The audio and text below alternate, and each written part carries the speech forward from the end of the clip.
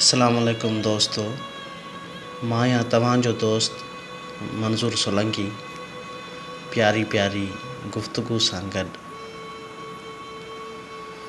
सुठे वक़्त खां वधीक सुठो दोस्त अज़ीज़ रखो, छो त सुठो दोस्त बुरे वक़्त खे बि सुठो बणाए छॾींदो आहे।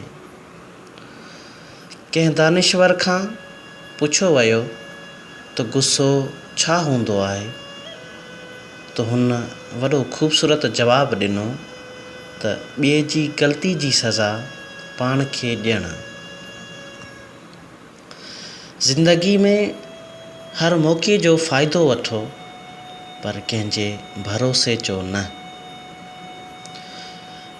भरोसो सिर्फ़ु उन्हनि माण्हुनि ते कयो जेकी तव्हांजे टिनि ॻाल्हियुनि खे सुञाणे सघनि: मुस्कुराहट जे पोयां ग़म, कावड़ जे पोयां प्यार, ख़ामोश रहण जी वजह।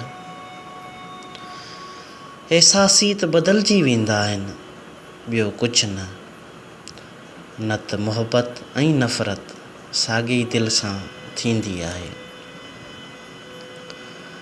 ज़िंदगी में जेको वणेव कयो, पर हिकु ॻाल्हि जो ख़्यालु रखो त तव्हांजी मंज़िल जो रस्तो माण्हुनि जे दिलनि खे टोड़े न गुज़रे। ताक़त जी ज़रूरत तॾहिं पवंदी आहे जॾहिं कंहिंसां बुराई करणी हुजे, न त दुनिया में सभु कुझु करण जे लाइ प्यार ई काफ़ी आहे।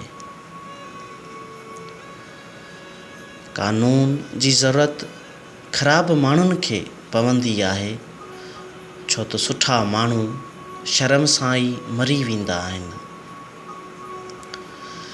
पंहिंजी तरक़ी में एॾो वक़्तु लॻाए छॾियो जो ॿियनि जी बुराई करण जो वक़्तु ई न मिले।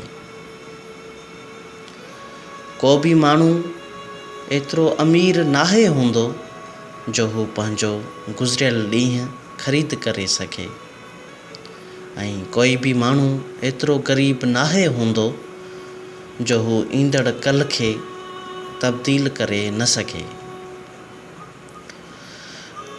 ग़लती उन्ही खां थींदी आहे जेको महिनत कंदो आहे, बाक़ी निकमनि जी ज़िंदगी ॿियनि जे ग़लतियुनि ॻोल्हण में गुज़री वेंदी आहे। बुअली सीना चयो त मूं पंहिंजी ज़िंदगी में मुहबत जी आला मिसाल उन महिल ॾिठी जॾहिं सूफ़ 4 हुया ऐं असां 5। उन महिल अम्मा चयो त मूंखे सूफ़ पसंदि नाहिनि। ज़िंदगी में अहिड़नि माण्हुनि खे शामिलु कयो जेकी कॾहिं आईनो त कॾहिं पाछूलो बणिजी गॾु रहनि, छो त आईनो कॾहिं कूड़ नाहे ॻाल्हाईंदो ऐं पाछूलो कॾहिं साथ नाहे छॾींदो। न तव्हां पंहिंजो पाण खे गले लॻाए सघो था, न ई पंहिंजे कुल्हे ते मथो रखे रोई सघो था। हिकु ॿिए जे लाइ जीअण जो नालो ई ज़िंदगी आहे। इन लाइ वक़्तु उन्हनि खे ॾियो जेकी तव्हांखे चाहींदा हुजनि। दिलि सां जुड़ियल रिश्ता पैसनि जा मुहताज नाहिनि हूंदा, छो त कुझु रिश्ता मुनाफ़ो नाहिनि ॾींदा, पर ज़िंदगी रोशन ज़रूरु बणाए छॾींदा आहिनि। महिरबानी।